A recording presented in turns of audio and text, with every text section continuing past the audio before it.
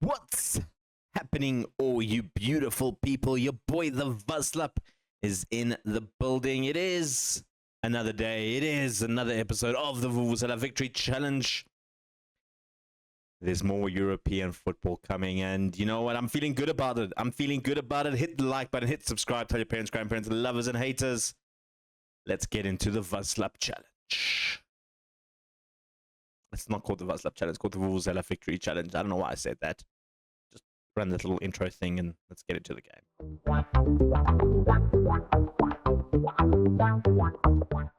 Right, messed up intro and everything done aside. We're back into the game, of course. Last time out, we took on Dila in the League Cup side, beating them 4-0. Since then, we've been on good form. We really have been doing well. 10 games played since that one. 2 losses, 2 draws, and the rest all victories, although a lot of them are coming in the cup competition.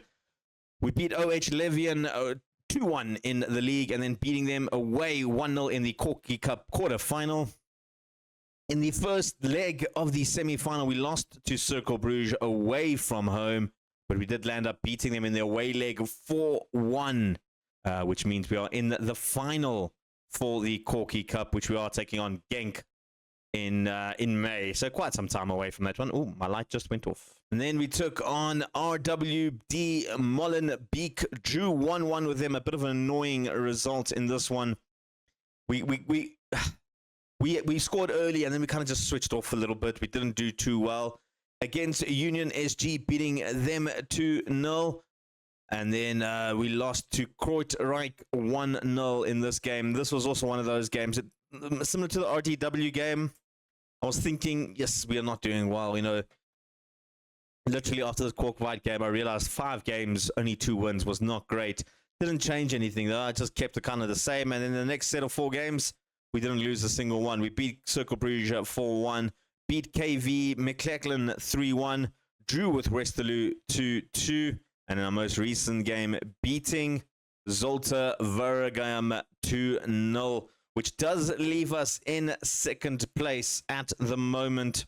1 point above Genk in third, 2 points above Anderlecht in fourth, and 5 points above Zulte Waregem in fifth place. We are 3 points behind Ghent in first place, and they do have a superior goal difference than us. In terms of goals against, we are the 4th best team in that aspect. But in scoring goals, we are the best team in scoring goals. And a lot of that has come down to a couple of new signings that we have made. Yes, we have made some new signings. It's not where you click to see transfer history, not transfer window, transfer history.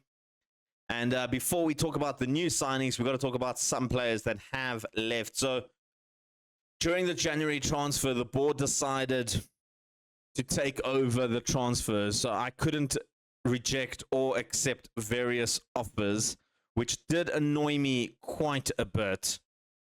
The first one, which was the first one they did, was they sold Florent Romero for 875,000 to Inter, which I see the name change has now not worked again, so I need to update that.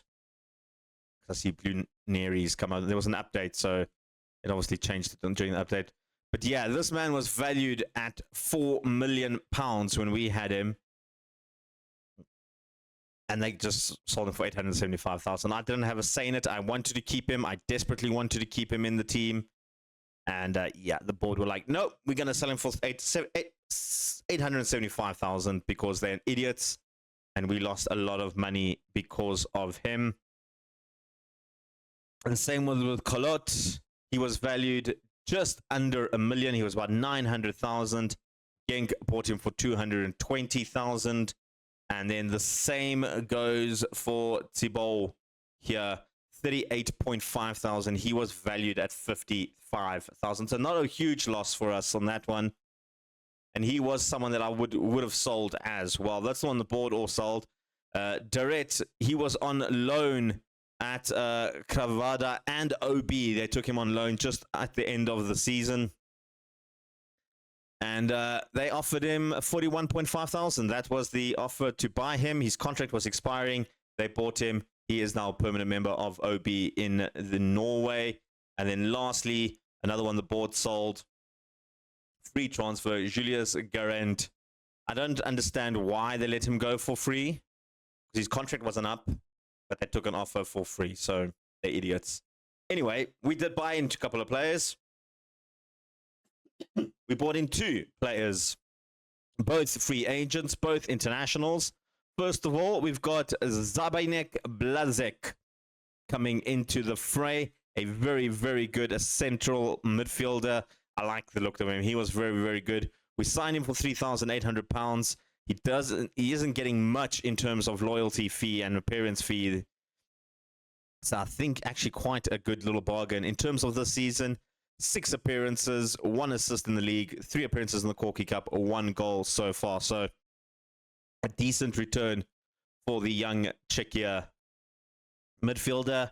And then we also brought in another attacking midfielder in Cristiano Kebe. He was one that was on our list for quite some time. We had him lurking on that list. He did pick up a slight knock, so he's only played 5 games in total with 1 goal at the moment. So he is back in the squad and he is raring to go. In fact, we are going to start him ahead of Bustin today, who has been playing a little bit more. He has scored a couple of goals. But in terms of goal scoring, we've actually got 3 players now on double figures. In Spatelas, Jorge Enrique and Zardanovic all picking up double tallies at the moment. Spatelas almost hitting 20 goals this season. When we do play the away tactic, Spatelas is the main man. And then Jorge Enrique scores a lot of these when we play the home tactic, when it's the 2 strikers up front, where we can play both of them.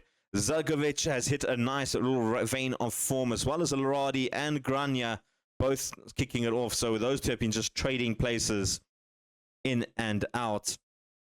Busten, Mugen, and Leymans have all been a little bit on the downside, whereas Verstappen hasn't really featured much since we're bringing in the new players.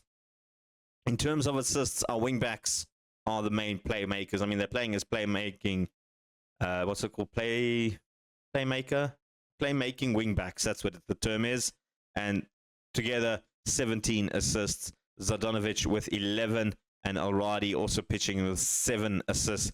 Grania, that's the issue that I have with him on that left-hand side. He doesn't really pitch in with those assists as he should. Anyway, this is the team that is starting against our match today. We are taking on Petroli Pilosti from Romania. So I had a look on the maps. There's no roads or anything available in Romania, so we can't really see the stadium, so there's no point. There's literally no street view for them. But let's go to the game. Let's take them on. This is the first leg. We've got the second leg coming up as well. Hopefully we can pick off a nice victory away from home. Right, kickoff is underway. Zarkovic already straight. Oh, wow, we don't even get that shot. But it was a shot. It registered the shot there. And like I said, this is a good opportunity. It's one of the easier rounds that we could have, one of the easier teams we could have picked up. That's what I'm going to say. There was some much better talent under the limelight, really. Oh, my goodness. Oh, my goodness. That's going to count, right? Surely that's going to count. I don't think it's offside. I don't know what Bosega was doing. Eli with the header, then another header. And I don't know why he just didn't hold that. Why would you just path it into Nagy? Might as well just let it go and pretend you couldn't reach it. Oh, that is not the best way to start the game, is it? After me talking about how this is a must-win for us, and it could be an easy win for us. In terms of some of the other teams we could have been facing, we could have gotten the likes of Partizan Belgrade. They were in there. Maccabi Haifa were in there. Hammarby were in there. Braga were in there as well. And Lodengratz was the other one that was in there. So there were some big teams that we could have drawn. We didn't draw any of them. Instead, we drew the team that's currently sitting 6th in the Romanian league with a few games left. And you know what? We've pulled one back. It's fine. Us talking about it. Cristiano Kebe picking up a goal from his return from injury. He did have a slight... What was it? I read meaning in it. I can't remember now. It was a tendon strain or something like that. Achilles tendon strain. He was out for about a week and a half. And that was a fantastic little strike from Kebe in the end. 1-1. All this, and he's picked up another injury.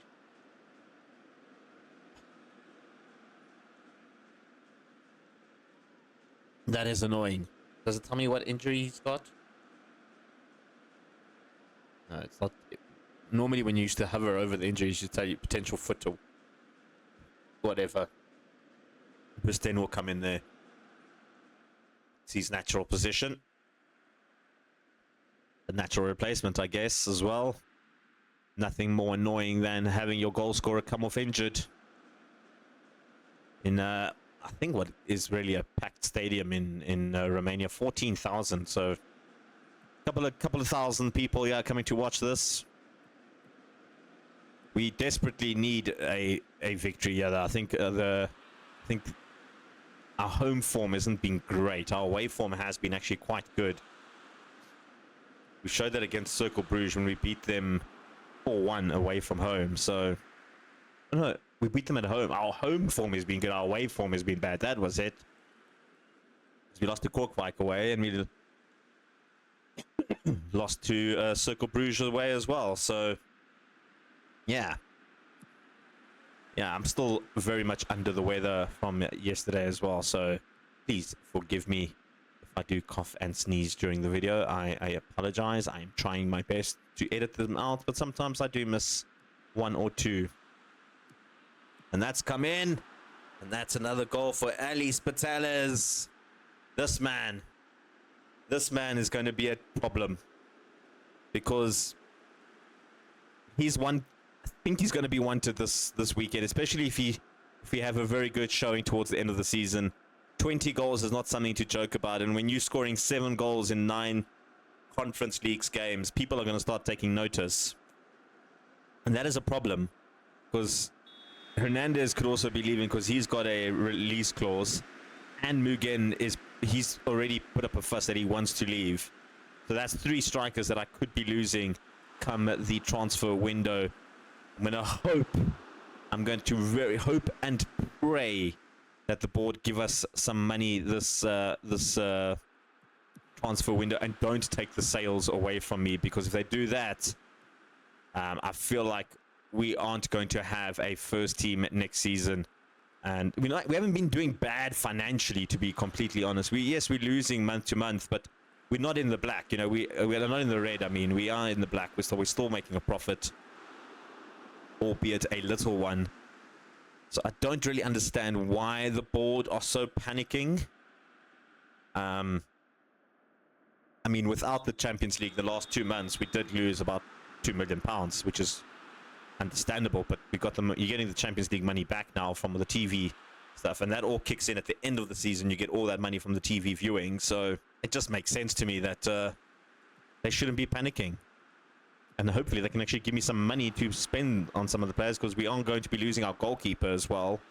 Bosega has said that he wants to go back to Italy. He doesn't want to stay here in Belgium, so he's being expected to be sold in the summer, which means we will definitely be looking for a new goalkeeper 100%. That is the #1 position we need to upgrade in. And I think maybe a centre-back. Those are the 2 that I'm very much unsure of, especially since we lost Romero, who I was trading him up to be that new sort of face in the centre-back alongside Marcipa. He started getting some more game time because Mbongo picked up a little bit of a knock, and we're using Romero. Jazkele is just not good enough, even though we did buy him as a backup. I don't see him as a long-term option. And they've just scored another. That was a good goal. That was a very, very good goal. And that's the reason why we need to try and replace Mbongo. Because that was Mbongo's man. Just literally ran right through him. Just watch Mbongo, yeah? Polygon goes over the top, and Bongo, man right behind him. I mean, that is your man. You need to mark him. You need to absolutely mark him, and he didn't mark him there. That is some shocking defending from Mbongo, who did pick up his first international cap. So, I mean, he's definitely a good talent, but I don't think he's a first-team talent. But right from the kickoff, Spatelas. Ali Spatelas. That's 8 and 9 now in Europa Conference League. That's goal number 21 in all competitions. There's just no stopping this man. There really isn't. He's just so good. He really is so good. Ali Spatelas. Look at that. You can always rely on him to score a couple, can't you? Mbongo to Zarkovic. Been a bit quiet this game, although he does have an assist to his name. Busten with the other assist as well, and Kaduri also picking up an assist today. Grania goes, finds Busten, takes the opportunity. Oh, that was close. That hit the crossbar. That could have easily be number 4 for us. Fortunately, it wasn't to be. And we're going to make some swaps now. I'm just having a look at some of the players. Van Elst has played absolutely horrible. 626 is not something I like. Ferrari will come in there. You know, Grania's also been playing bad. Alradi, who is our natural replacement on that left-hand side, even though he's a right-footed player, he's performed exceptionally well on that left flank, to be completely honest. And you know what? Blazek, you're also not playing great. Let's bring on Verstappen. He hasn't played much, but you know, when he does play, he does perform. So why not? Why not get some fresh legs all over the park? Yves Sharon gives away a free kick right on the edge of the box, back post. It's fallen in, a pinpoint save from Bosenga. Denies them opportunity for yet another equalizer. And Verstappen just blocks it forward. Just anywhere will do at that point. And you know what? Really feel like we should have been winning this game a little bit more comfortably. Hopefully the home leg, we are a little bit more comfortable and we don't have to keep coming from behind, I guess. Bosega goes all the way down to Kaduri. He's going to go forward to Zarkovic. He's got some space now. He's got Spatelas ahead of him and Alradi. Couldn't find either of them. He's got another opportunity to try and do something now with Mbongo moving it forward. Marcipa has options ahead of him, and he's found Busten, who gets easily dispossessed. And Franco will clean up the pieces at the back for them and maybe start a counter-attack, although taking their time now. They really like to build from the back. It looks like it. Tudor goes across to Nagy, who's already scored 2, looking for his hat-trick. Nagy will cross this time, and it's deflected in by Yin Sharon.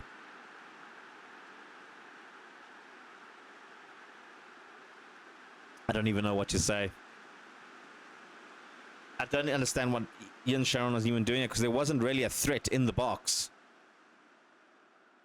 There was literally no one else in that box. That ball would have gone straight to Mbongo, who could have stopped it and pulled it back. Yves Sharon didn't. There was just no communication in the defense. There was absolutely no communication. So yet again, we've got to come back and try and get that winner. And Kaduri's now picked up a knock as well. Zarkovic goes through looking for Spatelas. He's got a man in the box. Doesn't need him at the moment. Will look to try and do something. Brings it short to Zarkovic. Ferrari popped around. That was, I think, Spatel's in the end. I'm going to take off Kaduri because he is injured and I don't want to get him worse. Where's Neeson? Also, Neeson, by the way, almost left the club as well, but luckily he rejected the offer from a Portuguese team. Also, the board tried to sell him for much less than what he's actually worth. It was like £100,000 or something, and he's worth like almost a million or two. I don't know, the board is just desperate to just sell all my players and make me suffer. Mbella goes over the top. They take the strike. That should be offside. I see the flag has been raised on the far side there. Ion Vermeersan, 11 goals in 12 matches. That's a record that Spitals could try and catch up to. It has been disallowed there. That was an offside goal. It is not going to count. You can see it was offside from before even Becker even kicked it, well before. Good couple of yards offside. With just 2 minutes left of the game, we have one more opportunity. In Verstappen was looking for Zakovic. I don't think Zakovic knew what he was trying to do there. Spitals wins it back though, and now he's got Zakovic and Busten ahead of him. Busten just couldn't needle it through there, and I don't know, again, Verstappen. Good ball to Alradi, nice ball to Busten. He's got options in the box, pulls it back, goes down in the box looking for a penalty. Was never going to get a penalty, and now they have an opportunity to try and end off this game. Alradi wins it back, and he's going to run for it. He's got options ahead of him, and he beats his man, and he's trying to turn him back to try and find some support, and just couldn't get any support there. Verstappen, Spitellers, Busten! I feel like Spitellers should have been a bit selfish there. He had a lot more space than he thought. It is going to end spoils 3-3 in this one. The second leg is all that more important now. It is 2 weeks away, so we'll be back in 2 weeks. Question is though, will we have Kaduri and Kebe, who both picked up injuries? Kebe is out for 2 months again, and he's out for 4 weeks.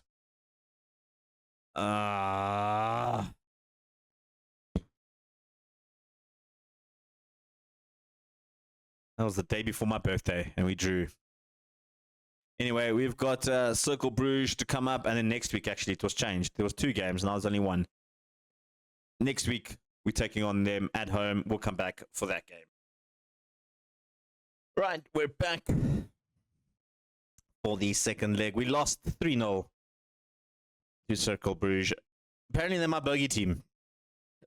They are the team that we just cannot beat, which means we do drop down to 4th place now in the log, and we are now 6 points behind Ghent. So, just annoying, actually, but not too focused on that at the moment. What we are focused on is switching to the home tactic and getting Jorge Enrique in, who, in fairness, has had a bit of a goal drought.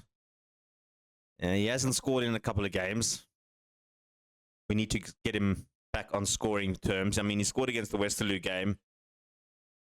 You can see he's been on a bit of a goal drought, to the point where I'm actually considering maybe starting Mugen instead of him, but we're going to start with him. Of course, we don't have Kebe, we don't have Kahudri. They are both injured. Neeson is past a fitness test, but is not 100% fit. We're going to have to start him because we don't really have another right back. We can play Ferrari at a right back if need be. And then I do have Kire here who can play at left back if need be. He's one of those youngsters that I've decided I'm trying to start giving some game time to as well. Very similar mold to that of Romero. Just not as tall and as athletic as Romero, but I feel like he could actually be a decent left back in the future. The only problem is our other left back is also 18 years old, and I think Tristan van Elst is a little bit better than Cura here than him. But anyway, this is the team that's starting. Bosega in goals, Neeson, Bongo, Marcipan, Van Elst, Yin Sharon, Blazek, Zarkovic, Spitals, Jorge Hernandez, and Grania are all going to start this game. It is all tied, so it's all to play for at home. Right, it is kick-off, and like I said, 3-3 away goals don't mean anything in European football anymore. It is all about who wins this game. Simple as that. All to play for. Zarkovic back playing around the edge of the box. Neeson, one of you guys just get the shot in. Zarkovic. Neeson takes the long-range effort. You know what? Keeper made an effort. Keeper made an effort to save that. Get a second chance, maybe, from this highlight. Because, honestly, we haven't really been playing well, to be completely honest. We've been a bit of a... I think we haven't played well at all. But this is a nice ball through for Jorge Enrique. And a keeper makes another save. He was offside anyway, so it wouldn't have counted. Definitely would love for him to get onto that score sheet today and end this little goal drought that he's on. 1 goal in 10 games, 11 games actually, is not a great return for Jorge Enrique. But I suppose if it stays like this towards the end of the season, it might keep the, you know, the suitors off of him, and he'll stay here for another season at least. Patels takes it in. Alice Patels. Cool as a cucumber. 9 in 10. Simple finish. Grania with the assist. Look at this. Beautiful pass into the space there. Patels the quickest to react. Womp. Goal. Done. I don't know what noise that was. Womp. But it's a noise that Patels makes whenever he strikes the ball and scores a goal. So it has been said, I guess. I don't know what I'm talking about. It's 1-0. It's 1-0 after 16 minutes, and we have been the better team, limiting them to only 3 shots, 0 on target. They've got a free kick now going, well, I was going to say deep, but they didn't really make it past any of our players. Grania finding Blazek. He's gone wide to Zatkovic. He's got options in the box. One of them is Grania on the edge there. Christian Grania scores his first Europa Conference League goal. And finally getting back on the score sheet after quite some time, actually. Beautiful little cross here from Zatkovic to pick him up on that back post. Just took it down nicely. The number 11 absolutely buries it into the old onion bag. And it is 2-0. Looking good. We're looking very, very, very good at the moment. Very happy as well. Very content with how it's going. This is Yen Sharon Mbongo. Moving it forward now again. Our home form, like I mentioned in the last one, which I didn't get mistaken this time, has been very, very good. Zatkovic pulls it back. Takes the shot himself. And he was like, if Grania can take that shot, so can I. His wasn't that good, and the resulting goal kick is going to be a highlight. Again. Looking for one of their men. Can't find him. Jorge Enrique picks it back. Patels has got so much space. One-on-one with the keeper. Hits the crossbar. Just couldn't keep his shot down. He was onside as well. I thought he might have been offside. But we still restricted them to 0 shots on target, which is absolutely fantastic. Van Alst looking for options. Finds Masipa. Mbongo goes across to Yin Sharan. Neeson. Blazek goes over the top looking for Zatkovic, who just ran it out. That wasn't even a... What was the point of that highlight, actually? Come to think of it. They've had their first shot on target after 40 minutes, by the way. It wasn't a good one because we didn't get the highlight for it. We will get 2 minutes of stoppage time here in the first half. We're looking comfortable. Jorge Enrique still hasn't scored a goal. Let's go to the second half. Right, second half is underway. And like I said, we're doing quite well at the moment. A little bit disappointed in Jorge Enrique, though. Hasn't managed to score a goal. You know what I'm going to try, though? I'm going to try and change him from a channel forward to just being a normal center forward in possession. And out of possession, I'm going to play him as just a normal tracking back striker. I think that's where he really does shine a lot better than Bongo. Tactical change hasn't switched yet. Neeson. I think even if he does score here, we'll still leave him as the new role. We want to try it out. Tells, brings it all the way around. Jorge Enrique bounces off Grania, who takes the rebound shot. Defenders are appealing for offside. I don't think he was offside. It did bounce, shot off right off his back. So if he was in offside position, he'll definitely be offside. I don't think he was. He is onside. I think there was like two defenders. I think this guy was playing him onside. Because there he is. I mean, he was nowhere near offside, so... Unless they thought Spitals was offside? I don't know. But we'll take it. Jorge Enrique, by the way, picked up an assist for that shot. It bounced off him, and it bounced off Grania, and then Grania got the rebound, which was weird.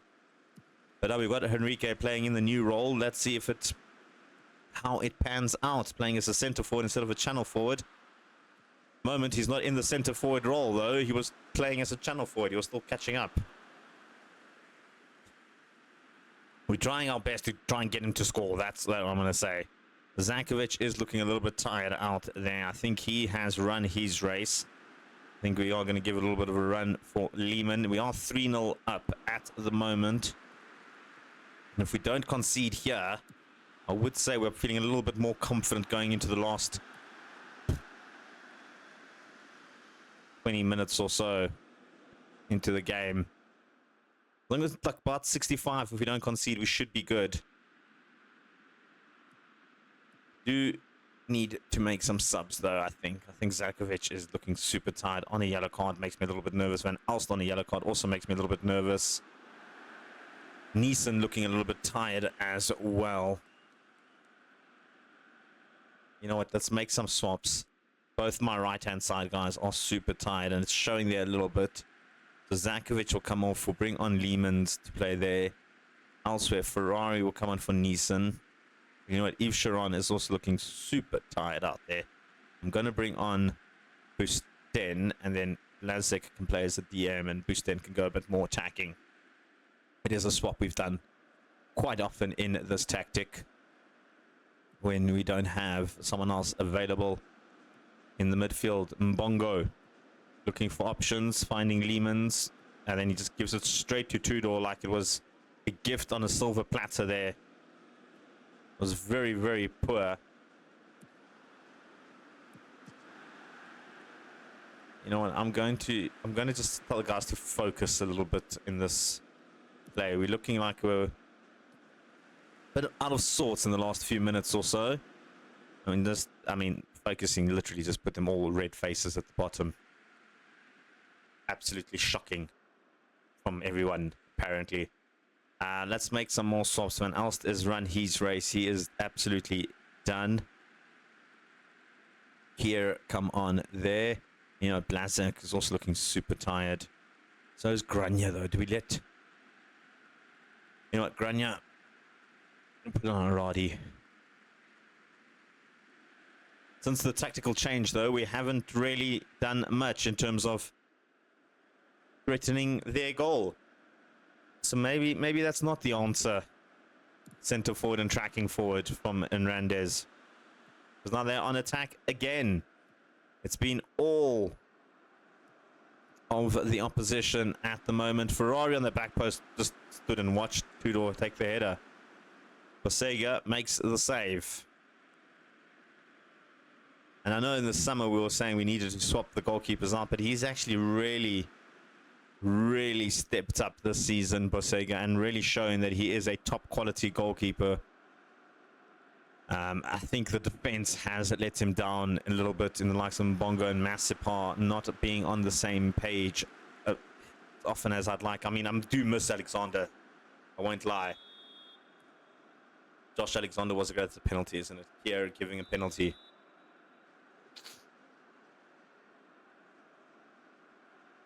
Yeah, it's got it. I mean, it's not ideal, but it's still, don't think it's enough to warrant being super nervous. And it's a save, so it's even better. And I'm talking about how good Bosega is. Showing it there. Showing it there how good he is. That's a great result. Means to be into the next round of the Europa Conference League. This is where the big boys come out and play now. That's the quarter-finals is where we're heading. And the question is, who do we draw in the quarterfinals. I don't think the draw has happened just yet. But there we go, 691,000 back to 3.8 million. We were 2.8 million, so there you go with all the receipts and everything. Hope you guys enjoyed that video. Hit the like button if you did. Even if you didn't, hit the like button. It helps the algorithms. It'll help someone else who will enjoy it come into the fray and watch these amazing videos that we put out for you every single day, Monday to Friday. We've got FM Manager content for you. And if you want something different, weekends, I've got a Planet Zoo going. We revived the Vaslub Zoo. More episodes coming this weekend, so make sure you check that out. For now, though, yeah, boy, the Vaslub is out of here. Peace and chicken grease.